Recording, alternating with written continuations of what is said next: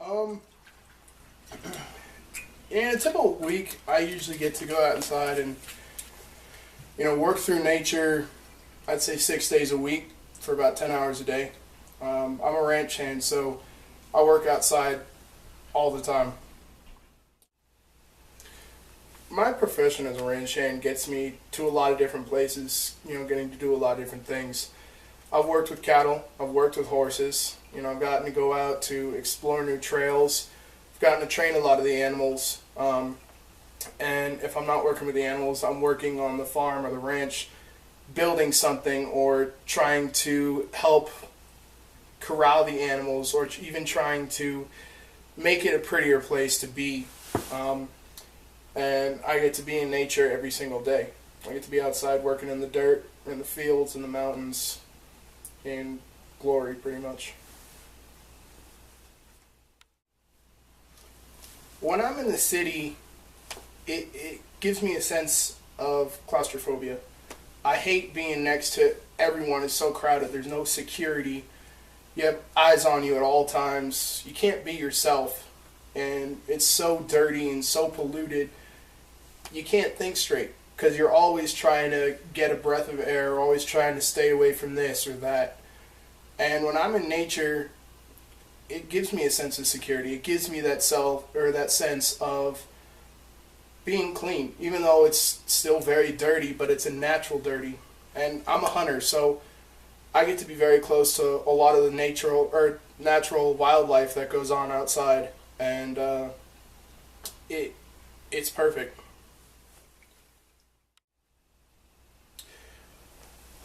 When I was probably about a year ago, I was out in Utah. I had my quad, and we were about 60 miles outside of our campsite, which is another 30 outside of town. So I was pretty far out in the middle of nowhere, and my quad had broken down, and I lost track of my partner. I couldn't find him.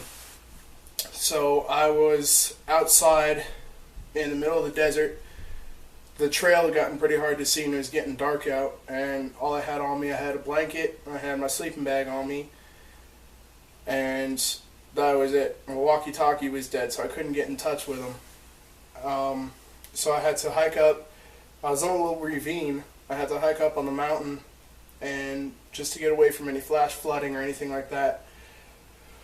So for the whole night and till noon the next day, I was completely by myself without any technology, without any transportation besides my legs, and I had to rely on myself to find any bits of food I could, conserve my water, and be the best thing I could of survival.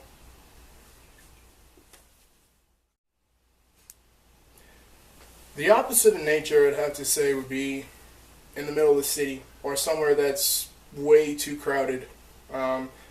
Some place where it's all cement, it's all man-made. There's no way to see the stars. There's no clear way to see any view around you besides buildings. Actually, this past summer, I was in Europe, in Germany. I was visiting a friend and traveling around after graduation. The whole time we were in city after city. There wasn't anything else to look at. All there was buildings, cement, and people. It was so loud, so smelly. There was no escape. There was no natural,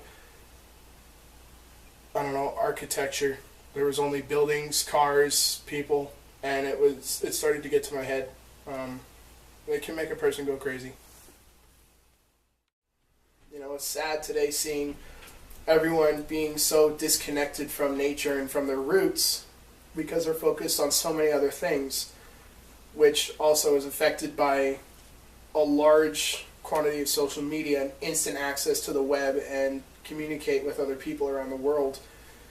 When you have downtime, you don't sit there to think for yourself or try to help yourself. You want to go talk to others and be social, which can also be a good thing, but I love being able to get away from things. I love having an escape.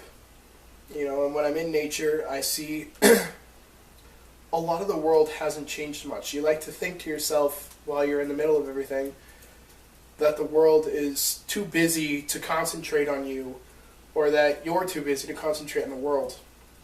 And when you're out there by yourself, in any situation, in the desert, in the mountains, in the Arctic, in the ocean even, I love going to the ocean, you're able to just drop everything.